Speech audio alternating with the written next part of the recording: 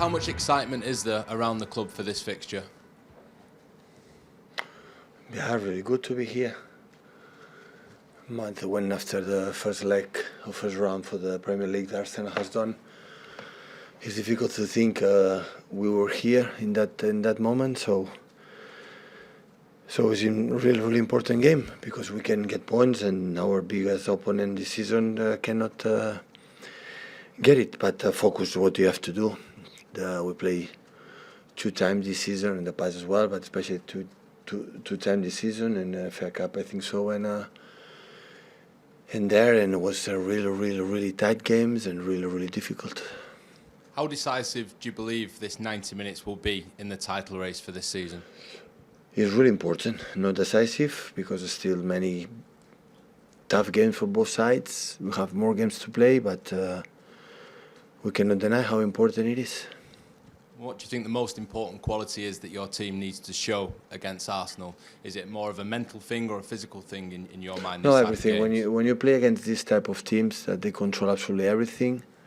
But Arsenal always, since long time ago, since I am aware, Arsenal was watching with Arsene Wenger, always have incredible details or care about the ball and all the players that they select to play in Arsenal club is with the biggest quality, biggest skills. But I think Mikel bring them in a dimension. In fact, they are huge competitors in all senses. They are so aggressive. They are able to go Anfield a few weeks ago, and a team like maybe is the best in the last years for the winning the second balls, long balls, second balls transitions.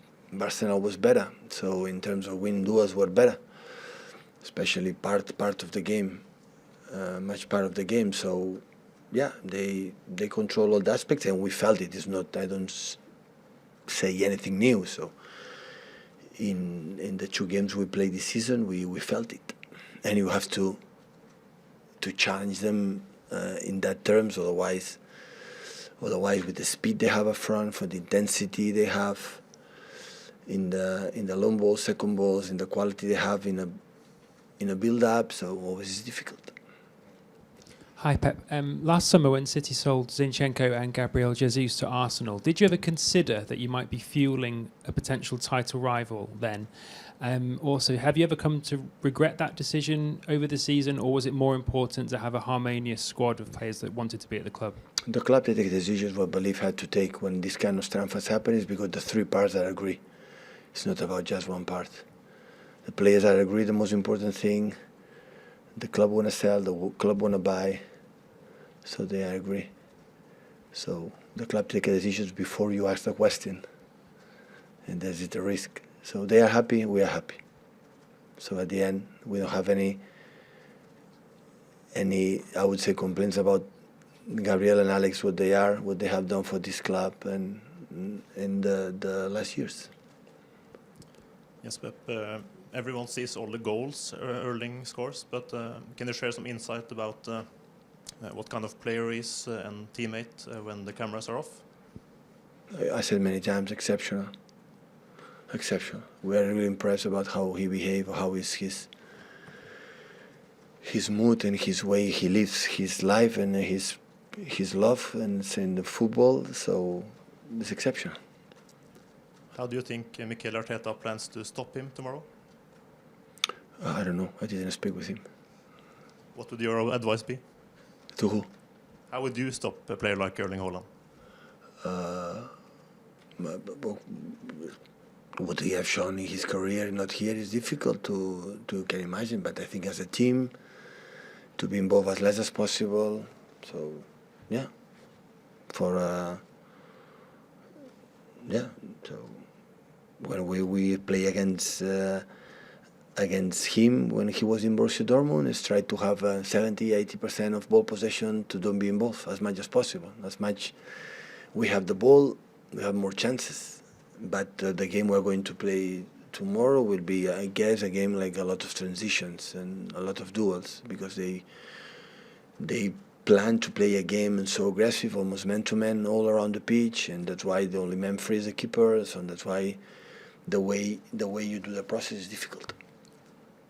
Hi, Pep. So Erling and Arsenal captain Martin Ødegaard, they are good friends outside the pitch. And on Saturday, you said your affection and respect for Mikel will never change. How does these personal friendships give, or to what extent do these personal friendships give an extra dimension to a game like this tomorrow? With Mikel? Yes, Oh, for the instance. same one. So nothing changed. What we live, what I think about him. Absolutely nothing changed. We live in London, live here, we see less, so that's normal. We talk less because many games, and we are rivals right now, but the relations always have been, and I hope will be the same. Mikel said in January that he wished his biggest rival wasn't you because he wishes everything, all the best for you, all the success for you. What do you think about being rivals with a good friend like this? It's not the first time in sport history. So, also, I was a football player. I have a lot of friends in other teams, and remain the same. You want to win. We're going to do a maximum, but at the end, the relation remained. Thank you. Pep, when two teams that basically want the ball to control the ball every minute face each other, and there is only one football to be controlled, is it about knowing that you will suffer at some points? How do you make sure that you control more the ball than them? But in this type of games, and we decide, or they decide to make so intense in many things and be so aggressive in many departments. Always there are spaces are there. Depends of the personality of the quality of the players to have the ball even in under situations under pressure. But it's more so will not be a game like one team will have 65-70% ball possession tomorrow. This is not going to happen.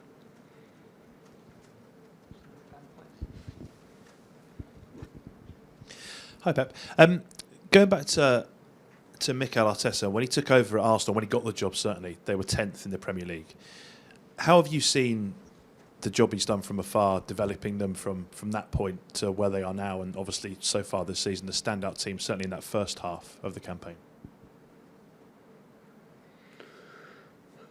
I think the development of the club since Mikel took over Arsenal managerial career, it's obvious. So it's a reality.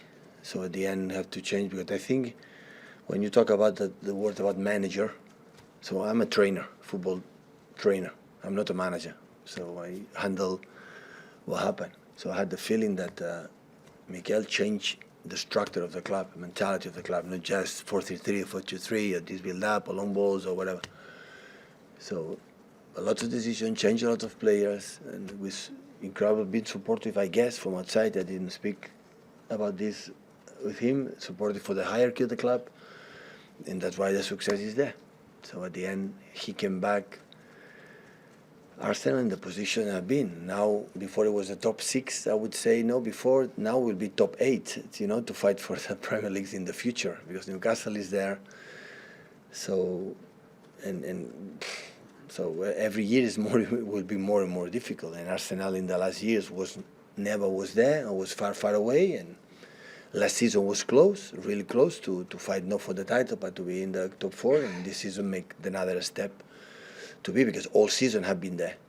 No, we are there at the end of the last 1 month, 2 months, but all season have been there. So that means the consistent have been impressed, have been really good. Mikel said that tomorrow his players have to be perfect against you. Is it the same for your players? Do they have to be perfect? The perfection doesn't exist in football, so you cannot be perfect and win the game. So we know, like it happened against Bayern Munich, and would happen in the future against top teams. You have to be, your standards has to be so high, because they demand the way they play and the way they have done so far against us or other teams. They demand to be really, really good. It's read exactly what you have to do to try to, to impose our game.